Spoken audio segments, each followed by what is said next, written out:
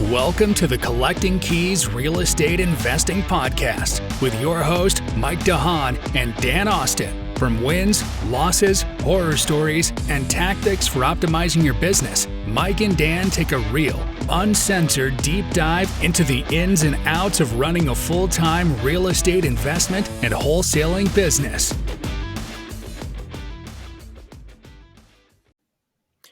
What's going on, guys? On this episode of the Collecting Keys Real Estate Investing Podcast, we have a good friend of ours, Tarah Fernandes, out of the Dallas-Fort Worth area. And Tarah, she came through a mastermind that Dan and I guess, originally started with. And her and her husband have built what I would say is like the most impressive business just in terms of what they've done with a really lean operation. It's mostly just them.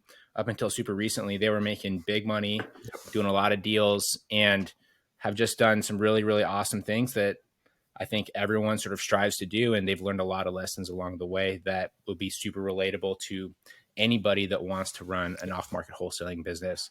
So Tarah, thanks for having me. Super pumped to be here. You really, you puffed us up a bit. So got some good. It's all true. It's all true though. Yeah, it's all true. I'm just saying the expectations. Right. Now you can't let everyone down, but no. So, and I'll also say our first female guest too, which I'm super stoked about, because that's one thing that I found about this space that's really, I mean, it is a good old boys club for the most part, which is unfortunate, but there's some women breaking through a little bit, but you've sort of and you have proven that it doesn't need to be that way with how you and I think it's just historically more male dominant, and more and more women are coming. It's kind of fun to just see them and be like, hey, I can relate to you. Hey, I'm here too. Right. I mean, and you can go into the male dominated conversations, like, oh, your business is so cute. Yeah, exactly. Like 10 times as much as I can't hit their ego too hard. I got to play with them a little bit. For now, but awesome. Well, anyway, so thanks for coming on. I'd love to hear just sort of about, your backstory, what you were doing before you got into this business, and, how things have sort of grown and come together. I had a very normal kind of early career. I went to college at very, safe, normal school, went to undergrad and then grad school. I did what everyone told me to do, go to a good school to get a good job. So I got a marketing job in a healthcare IT company and worked there pretty much all through my 20s, in different companies, just all healthcare, IT related. And it got to a point, I married my husband. We moved from California to Texas, and we were both traveling a lot for work. He was also in the healthcare medical supply side. And we were just traveling a ton for work, and it was wearing on me to where I was like, this is, if and when we do plan to have kids, like, I don't want to have to travel and miss their soccer games and all the things. So it kind of got my head thinking, what are some other things that I can do to replace my income? So originally I just wanted rentals, and I was thinking, okay, if I collect 5 or 10 rentals over the next 5 years, then I can have enough passive income to kind of offset my regular job. Maybe I can get like a side job that allows me to stay at home. So that was the original intention, was I just wanted a couple of rentals, so that way I didn't have to travel so much for work. And then that kind of snowballed a little bit to where I started learning. I started learning a little bit about real estate. I read the Burr book, which kind of got my wheels turning into, oh my gosh, I don't have to like scrape and save, 20, 30 grand over 2-3 years to then just like push it all into one house and then start over, and that whole thing. And then we found this mastermind that we're all a part of, back two years ago, I believe. And it was mainly about wholesaling. And I was like, I don't need to wholesale. I just want rentals. But what was kind of sold me was, you keep the best and wholesale the rest. And that line totally resonated with me. It's like, okay, if I'm going to spend the money on all this marketing, to find these deals, and I don't want to keep those deals, I might as well make money since I've spent the money on marketing. So that kind of went from there, and the rest is history. We did pretty good on it. Yeah. Yes. The rest is history. You getting humble on the crazy parts. But I mean, I think what you're saying though is super relatable to a lot of people, because that's how Dan and I started as well. We wanted to buy rentals. I mean, even before Dan and I started working together, both of our original intentions were just to buy rentals, and wholesaling wasn't even an option at that time. But yeah. But as you start to learn about it, like kind of like you said, it takes so long to recycle your money doing the BRRRR method. So then you kind of come to the epiphany of, oh, well, if I know how to find opportunities and I can monetize those, I can scale so much quicker, by making the quick money, by being a wholesaler, doing, quick flips. Well, that. And that's something that a lot of people and you're in the trenches so much more than just collecting a couple of houses a year. Like you're getting to know all of the buyers in the area. You're getting to know your bankers, your title officers, and then they get to know your name. And that just kind of, it compounds quicker by wholesaling. Oh, absolutely. Yeah, you're right. And you're walking so many more properties. You're doing so many more things at volume, because that's the nature of the business, that you become an expert. And then it's kind of funny, like then buying rentals, like Mike and I were talking about this with our group last night in our call, which is like how we look at properties and analyze properties. I bet how you analyze a rental property now is just so much different than before you started wholesaling. Like it's just so much easier and so much more experience. It's just like, we're going to BRRRR this property. It's going to do this. It's going to do that. And if it doesn't do it this way, it's okay, because we've got a ton more properties. Oh yeah, we had the Bigger Pockets calculator that was saved on my desktop, and I would plug that all in, and I would redo it 3-4 different times because I just I didn't know. And now you do it in your head in 60 seconds, and you're like, yep, that's a deal, or nope, that's a deal, or whatever. Yeah, that's so funny. That's literally the conversation we had last night. One of the guys in our instant invest program, he literally had a calculator he got from Redfin. He was like, "So how do you guys analyze this?" And we're like, "Honestly, dude, so nuanced. Like we just don't even think this way anymore. It's just programmed. It depends." But cool. So, I mean, you say the rest is history, but what is your past couple of years, I guess, looked like as you've started to grow this business? Because I'll remember when you and Billy. When I first met you guys were heading out to Whitefish, Montana, and you came and you made a stop in Spokane, and we went and had lunch. And you guys had just started, and you were talking about the numbers that you were throwing up. You're like, we don't do that. That's not fair. I was like, these been doing this for 2 months. After Dan and I have been going for 2 months, we were just in massive debt with nothing to show for it. But you guys had been piecing it. You guys were piecing together in a couple of months what had taken us, a year and a half at that point. Yeah, I think a lot of it has to do with just our partnership. So when I say we, it's my husband and I, and this is our team, at least for the first year and a half of this business. It was just him and I, and we knew our roles really well from the get-go, just because we know each other, right? We're married. We know what our strengths and weaknesses are. And he's naturally good at sales and connecting with people. The man can talk to a wall. He'll talk to anyone. He's great at it. And then I'm more marketing. I have a marketing background. That's what I did in my day job. So I think it naturally clicked, at least a little bit right off the bat. So it didn't take us as many months to just kind of get our bearings. So I want to make a point of clarification here too, when we're talking marketing. So it sounds like you guys are match made in heaven for this business, because you got sales with Billy, you have you with marketing. When you say marketing, do you, I think a lot of people confuse that with flashy infographics and stuff like that. What I think about it is the analytics behind it. So do you find that was a leg up for you, or that's where you're specializing and that's what you're talking about when you say marketing?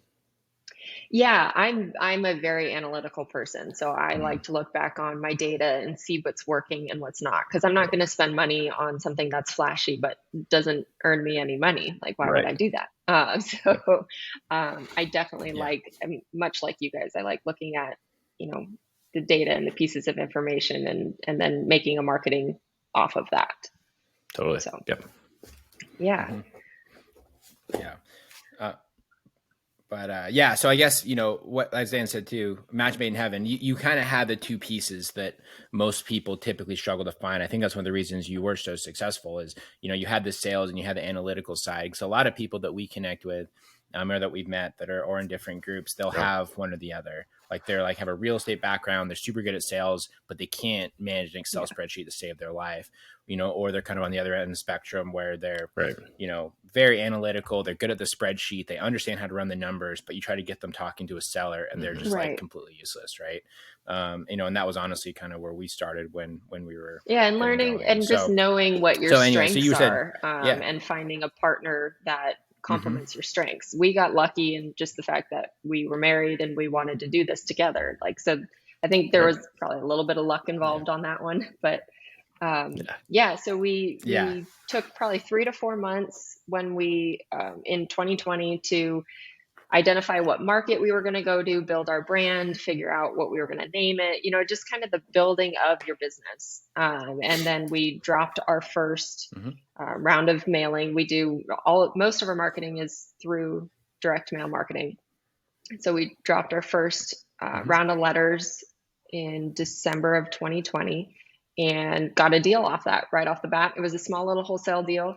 I think we got it was like $8,000 or something like that for our first one. But we were like, exact same. Awesome. It's proven. Yeah, right. Or at least this go around it worked. So since we got that deal, we dropped another, couple thousand letters, got another deal, and it kind of just started compounding on itself. So we kind of moved from the mindset of, okay, this works. This isn't just like throwing spaghetti at a wall to, okay, now this works so well, can we quit our day jobs and go full time at that? So that was kind of our next goal that we had in mind of, can we have this replace our income and do this full time? Yeah. So we ended up doing that in 9 months. So what 9 months? That's amazing. And what did your business, I guess, look like at that point in that decision? What was your deal flow? I mean, I know it was you guys doing all the work at that point, but honestly, how much money were you making, if you don't mind sharing that? Because I think that's always I'm trying to remember. So I think we had 4 different criteria in order for us to quit our jobs. We had to have our emergency fund of 6 to 9 months of reserves essentially built up. So that was a goal. I think we had to have 3 months of consistent deals. And at the time we were making at our day jobs, I think we brought home after taxes like $12,000 a month. So that we just had to basically match that. The third one, I'm forgetting what the third one was. And we had to just agree on a partnership between Billy and I that this was a good time to quit. We didn't want to have one person on the page. He wanted to quit 2 months ahead of time, and me, of course, I think women are naturally more reserved, conservative on jumping out and risk and that kind of thing. So I was more just no, we've got to be on the same page on the month that we both quit. Right. So I love how you guys, I remember you explaining that when we were all in Florida together masterminding, and you and Billy explained kind of your process. And I love it because you had a very reasonable approach and you didn't continue to move the targets, which is easy to do. You're like, well, we got 9 months reserves. Let's just do 12. That just feels so much better. But it was very tactical. And then you actually executed on it. We're doing it. We met these requirements. We're doing it. And then you just went all in. And obviously the rest is history, as we say. It just makes it so much easier when you've got a defined goal. You can just work backwards from it, and you don't have that uneasy feeling of waking up in the morning and not knowing what you have to do. You just know, okay, that's true north. That's where I'm heading. Yep. Yeah. I think that's super valid. So you said the 3. Was there a 4th one? There was, and I'm trying to think about it, but I'm blanking, which is not good. I'm sure it'll come to me. Yeah. I mean, it's fine. At this point, you guys are in such a different spot than you were back then anyway. It is sometimes hard to remember basic stuff like that. No, so that's cool. So you quit 9 months after you started. So that would have been what, September It of was 2021 about? it was June of 2021 when we put in our notice. So yeah. Nice. Yeah. Awesome. Cool. So now we're out 18 months ahead of that. And I guess let's even just get a high overview of what all have you guys accomplished with your business? What does it look like right now? And what is like, I guess like the big picture of just like your whole everything. Cause I know it's very, very different from even when we Sure. last started last So November. we just kind of like the big, like fun, cool things in the first, I think the first 14 months of creating the business, we hit 7 figures. And it was just Billy and I. Nice. I did have a VA at the time that would help me with some marketing stuff. So super small, lean, mean team. And I've always wanted to have a small team just because I don't need a huge team. Even in our goals in the next couple of years, it's not going to be a very big team. And then this year has all been about focusing obviously on keeping, our deals up, but also building our team out. So like I said at the beginning, we've got our AM that we hired in August, and then we hired a lead manager a month and a half ago. And then we're actively looking for our second AM to hire here before the end of the year. So this year we're on pace to hit what we did last year. Actually, we're double the amount from last year. Sorry, not the same, double the amount.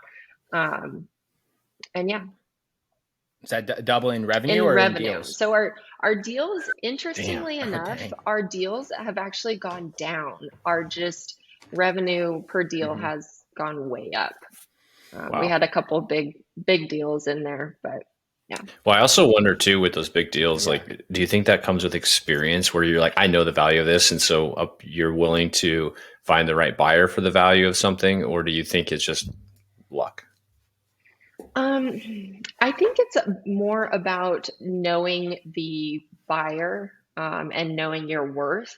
I think there's a combination of that and kind of knowing like where you can push your, MAO and where you can start, your baseline of where you're starting with the offer. I also think it depends on the deal too. Like most of our really, really big 6-figure wholesale deals have come off commercial or land deals. Just because your percent that you're getting off of that deal is the same percentage as a single family, but the dollar amount's bigger. So you're getting paid more. Yeah. Yeah. Yeah. And I think that is super, super valid. And like looking back, you guys have had some crazy, huge deals, which we'll dive into in just a second. But I think that view of kind of knowing what your buyers want, though, is really important. It's something that a lot of people tend to overlook. And honestly, even Dan and I, we struggle with this where we tend to look at deals from what we would want to buy them for and not necessarily what someone else would want to buy them for. And we've definitely missed opportunities because of that. Right. But I think it's sort of getting out of our own way of like thinking that we need to be able to purchase everything ourselves isn't true. And I know from talking to Billy, he's taken a really aggressive approach towards that, especially with some of like the land and the commercial stuff that you guys have done huge deals on. I guess one thing I will say with that, it definitely helps being in Dallas, Dallas Fort Worth, which is such a huge area, has so much economic development just going on with big money doing stuff. But I mean, either way, it's like making those connections. Yeah. And that's something that we're actually putting a lot more focusing on our buyer relationships, especially as this market, has gone wonky and it's changing more into a buyer's market. We're putting a huge emphasis on cultivating our existing relationships with buyers. How do we get more, additional new relationships with newer buyers or buyers that we don't know yet? So that's going to be a really big focus here for us, at least in the upcoming months. Right. And how do you go about that? I know it's easier said than done. Like you're saying, cultivate with existing and new relationships. Is there anything specific you are doing to do that? Yeah. So we have a goal of every week. Billy holds these relationships, right? Because he's the sales guy. But every week he either goes and has coffee or lunch with 2 buyers. Nice. Again, just kind of keeping us top of mind. I've we've got these Christmas cards that I'm putting out here within the next couple of weeks for our Nice. buyers. Again, just top of mind, just because, we're one of a bunch. So we just need to stand out somehow. That and like not only cultivating the relationship, but I also want to know, like, has their buy box changed? Are they buying in different areas? Is the building different, square footage different, amount that they want to spend on a rehab? Do they want to tear down? Do they want cosmetic? What is it? That's awesome.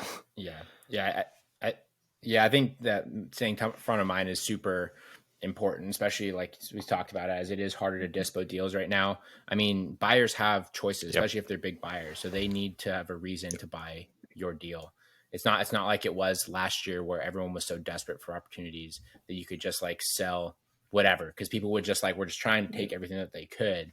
Now that things are a little bit more on the rocks, it's buyer's market, a little bit more choosy. And they have to, it's a buyer's market. Exactly. So, so they have the opportunity to be like, you don't want to do that. I mean, even recently we were trying to wholesale one with someone that was absolutely in somebody's box. And they were like, well, you have your deal, or I have this other one that I like better. So I'm just not going to buy yours. I'm going to buy this other one instead. But if you have that strong, relationship with them, though, they might feel responsibility to you because they might like doing business with you. Like you're saying, going to coffee, sending out Christmas cards, being top of mind, being that trustworthy provider. I mean, I'm smiling because those are just some knowledge bombs right there for anybody listening to this, like how to do that. Well, and making sure your numbers are accurate, right? Like, so there have been, we're actually doing a lot more referrals now where other wholesalers will come to us with their deal that they can't push. And if the numbers work, we will send it to our buyers. But there's so much, people just don't know their numbers, and they say their rehab's, only 30 grand when in reality it's 50. And once your buyer realizes that, they're not going to trust you because it's the wrong number. Exactly. So they trust us because we have accurate information. Absolutely. Yeah. Just because you want it to be 30 grand doesn't mean it's 30 grand. There's a difference between want and actual facts. Right. Yeah. And that can't be overstated too for the longevity of this business. A lot of people, they will go and they will kind of fudge their numbers to make a quick buck, and they'll think that's a sustainable business model. Sure, you can get away with that for a little while, 4 months, 5 months, if you're lucky, but then it does come back around. I mean, we've even seen that with like some of the larger companies that do not anymore in Spokane. They don't exist anymore because their whole business model was kind of fudging the numbers, and they would do that wholesale side. But then after a while, they started to believe their own bullshit, and they were buying their own properties with their own false numbers. It didn't work out. It is funny. Surprise. Mike and I have looked at some of the deals our other competitors, like deals we were competing on, where we're like that, the numbers just don't work, and people that they sold them to. And people, you're like, they lost, and because then you go and look what it sold for. You're like, oh, they lost 50 grand. They're not going to be They're not going to be a flipper again for the next year. No. I mean, you just lost a buyer. Right. Yeah. So awesome. Well, I want to dive into your big deals here in just a second. But before we do, I want to just stay on your business processes. So I know that from you being on the marketing analytics side, just from talking to other people that are in our same group, a lot of people have high praise for how you put together your list and the meticulous way that you do your marketing and your data. So can you give us like just a brief overview kind of what that looks like? And I guess any tips for people that want to be proficient at that and not waste a bunch of money on marketing? And I get this question all the time on like, oh, how do you market so well? I'm like, honestly, it's super simple because I'm not I can't complicate things. My little blonde head, it won't go well. So like I have to keep things super simple. And I'm just super consistent. All I do is every Monday, on Mondays I market. So I will pull the list that I need to pull that week, depending on, what deals are going well, what deals are closing, those types of lists. Do I need to remarket to that?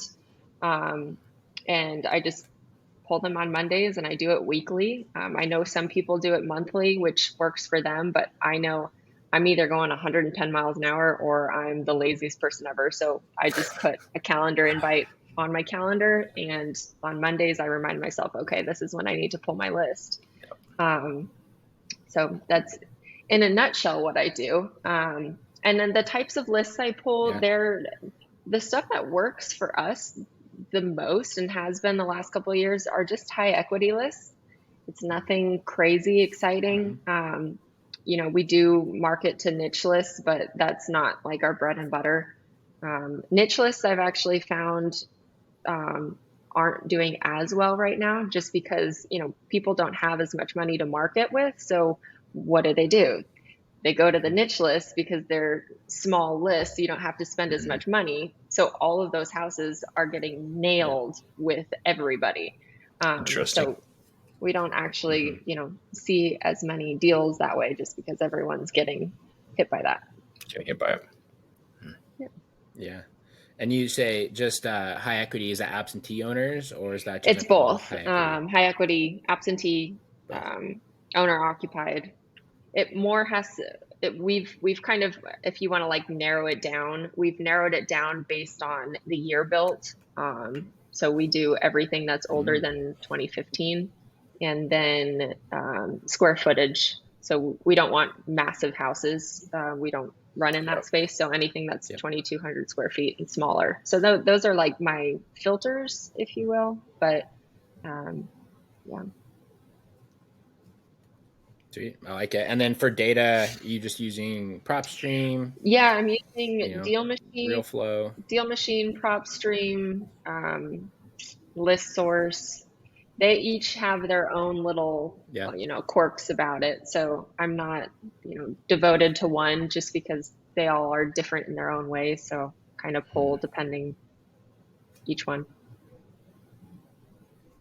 Yeah. And then to compile all that, do you have like just a giant complex spreadsheet? No. Or what do you use? I use Resift, or REI Sift, and that's where I house all of my data.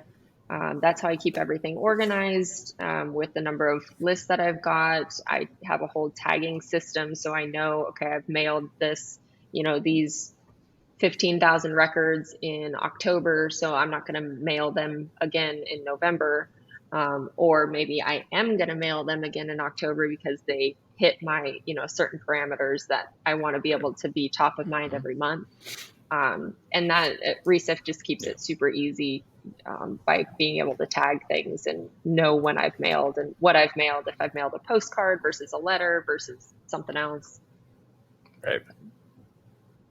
Yeah. And what you just said right there is what I was trying I felt it. I felt it. You felt it. And that is something that you can't discount. That you can't emphasize enough, because that is so, I guess, like impressive how you sort of built out that system of, that meticulous way that you go through and you look at those little details, right? Because like you said, the person, like people can go and pull like the bankruptcy list and they start to get low on budget, they just mail that. But you're actually going through and you're reviewing your data based off different criteria, based on when you mailed them, if they still fit your criteria. You look for those little nuances and you basically create your own niche list doing that. And I think that is the secret sauce that I don't even necessarily know if you realize that you have. And when people reach out to you and they say, what are you doing? That's what they want to hear. But here's the crazy thing is you can tell them exactly that and they'll be like, that sounds too hard. I don't know if I can do that. And exactly. And that's why you will continue to be more successful than that person. And it really is just very boring work, right? It's nothing flashy. Like I'm sitting there with, all of the data. And I think one of the things too that people tend to overlook, and I tend to overlook it too, just because you're just busy with life, is the, looking back at what's worked. So pulling, if you've closed 10 deals over the last 30 days, pull that information and figure out, okay, where did those records come from? Did they come, is there a list that they've all come from? And remail that, send them in a postcard versus, a mailer or a letter or something different, or give them a cold call because that list happens to be working right now. It may not work in another 3-4 months. It'll switch to a different list, which is fine. You just have to stay on top of what's working. Wow. Yep. And that is, I think, like the sign of a good marketer, right? You have your key performance indicators, your KPIs that you're tracking, how many deals you're closed, where they came from. you're testing it, right? You're retesting it with a different kind of marketing. You're comparing what worked and what didn't, and you're being consistent. And I think that testing, that retesting, and that consistency, and then having a tracking mechanism is and really, being really agile, powerful. like you said. And sometimes lists stop working for 3 months, in 3 or 4 months, and you have to be agile to switch to something else and keep doing what Mike is saying: test and retest and keep moving forward. Yeah, because marketing is just, it's as much an art as it is a science, right? Like sometimes you have to throw stuff up and see what sticks, and that's the scary part that people don't want to spend money on. But you have to if you want to grow, and then all the while still grooming the stuff that is working. Yep. I know Mike and I joke, and like you've put a system around what Mike and I call the moon cycles. We're like, I don't know, just the different moon cycles. That list hit hard this time. Exactly. Yeah. But awesome. That's great stuff, Tarah. It's really, really awesome. And if anybody is listening to this, go and re-listen to that section. Because honestly, the little nuance that she does there, if you're unclear on those, like, we'll get Tara's information after the show, but go and reach out to her and just like ask for any sort of clarifications, because that is seriously the magic of being very, very successful in this business with a small team, is knowing how to do details like that. So super cool. Awesome. So as we start to sort of round up here, before we get into our final questions, let's hear your humble brags on the big deals you guys have done, because you guys have done some of the most impressive deals that I've ever heard. Humble brags. Honestly, I think my most humble brag, and you're probably trying to go more towards wholesale deals, which wholesale deals you can have really big checks, right? Which we've gotten a few of those. But I think my most favorite is the storage facility that we own, because remember, like, my whole goal from the very beginning was passive income, right? That was my end all be all, was I wanted passive income. So that way I could sit back and do whatever I wanted, whenever I wanted. So this storage deal we got actually from the owner sold us one of his duplexes and just created a relationship with Billy, really liked him. And the guy was retiring and he had a storage facility, and he was like, hey, you want to buy it? And we were like, yeah, probably. So a little bit. And so we just kind of walked through the numbers and knowing nothing about storage. Like, this is our first commercial deal. And we just kind of figured out, okay, what are the rents in the area? Can we compare that? Is there some sort of gap between what people are renting out the units for and what they're currently renting it out for? And there was a major gap. So we purchased it, and super long story short, we stabilized everything, and now it's producing I think $8,000 a month in passive income, just to Billy and I. So that's awesome. That one's probably my favorite. But $100,000 a year in passive income, you can't hate that. One, and then the tax, the tax depreciation on that. They're paying off my mortgage, which we owner financed it through the guy, so he's also getting mailbox money. So it's total win-win. Yeah, it's my favorit. That's great. Awesome. And that's huge. That's the kind of asset that every buy and hold investor. It's a legacy property right there. It is. But just because I'm a meathead, I have to go with like the wholesaler equivalent of what's your bench question. What am I benching right now? Yeah, exactly. Yeah. That's the gym question. Or what do you bench, bro? What's your biggest wholesale check? I don't remember the exact one. It's around 370 grand. $370,000 from one assignment. That's crazy. Yeah, it was another storage facility deal.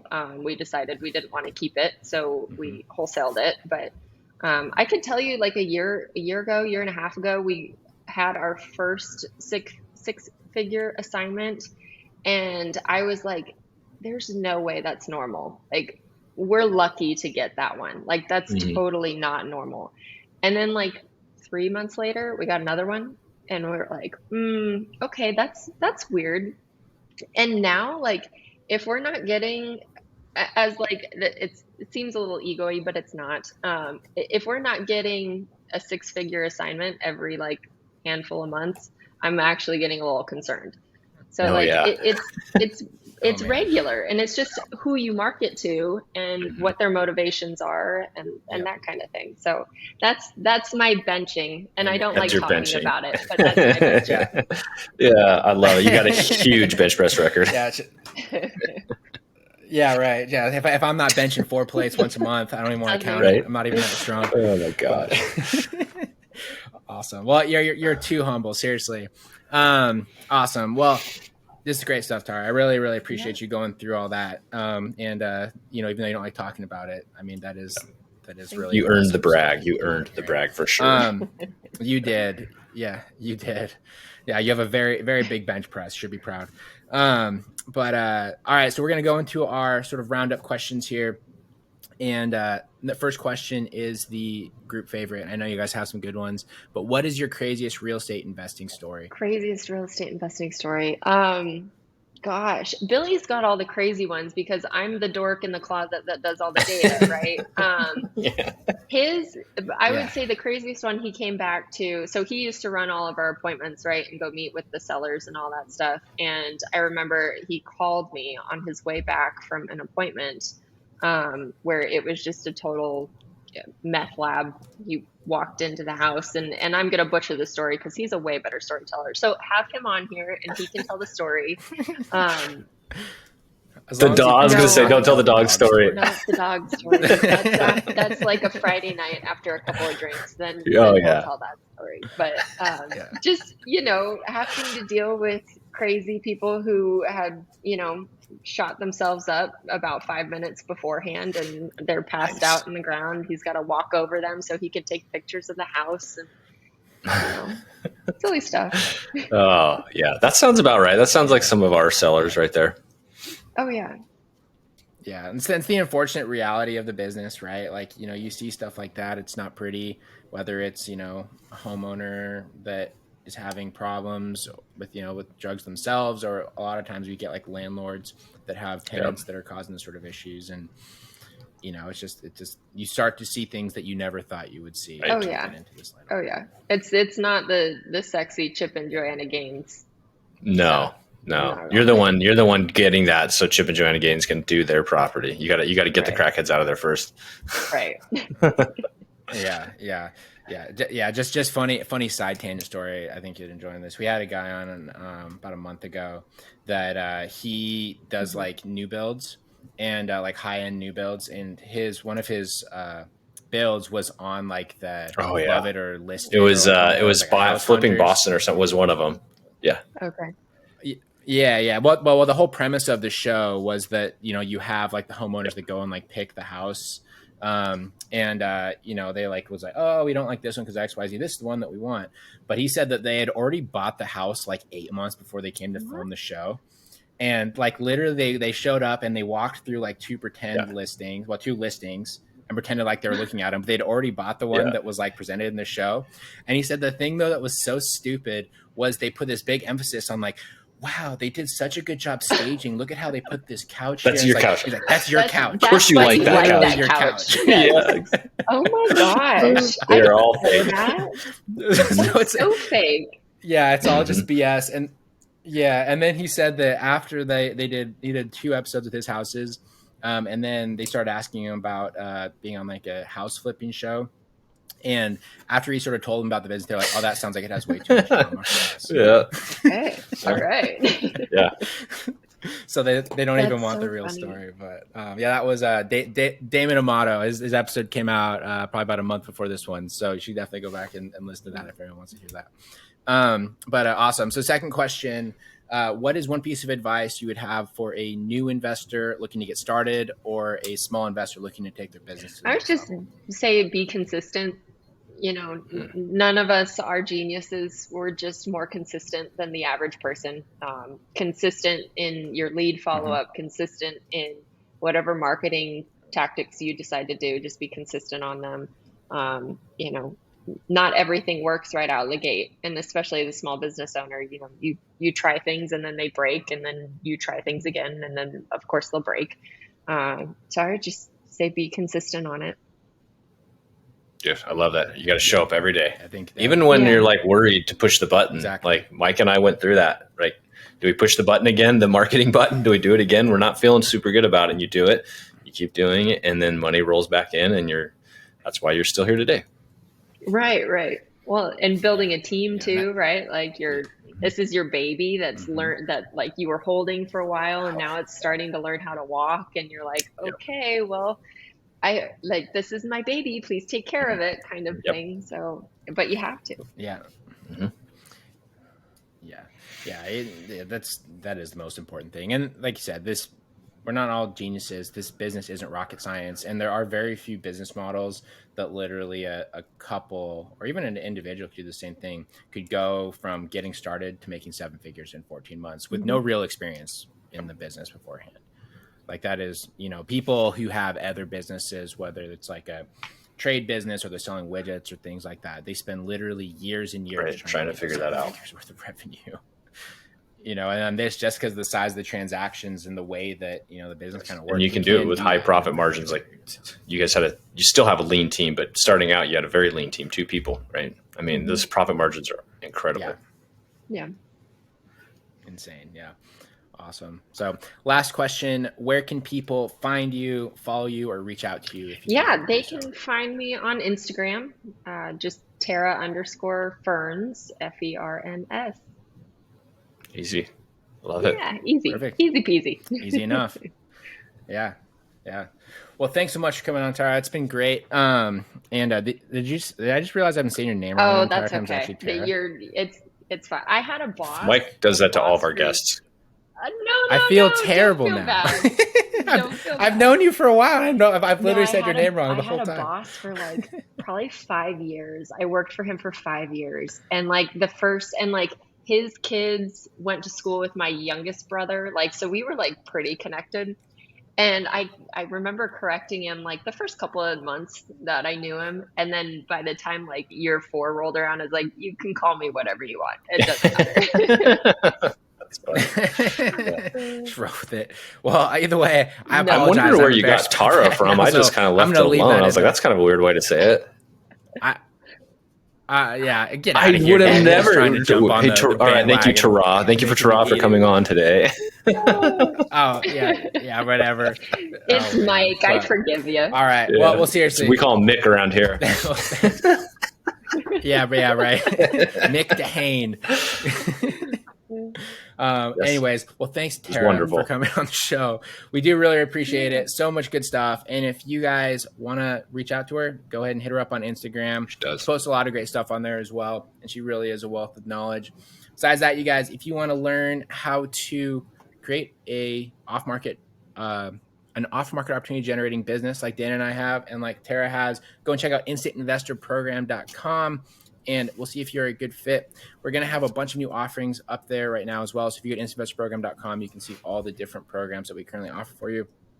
Aside from that, guys, thanks so much for listening, and talk to you guys next week. Thanks for listening. Please leave us a review on iTunes or wherever you get your podcasts. And check us out at collectingkeyspodcast.com for tips and guides on starting your own real estate investment and wholesaling business.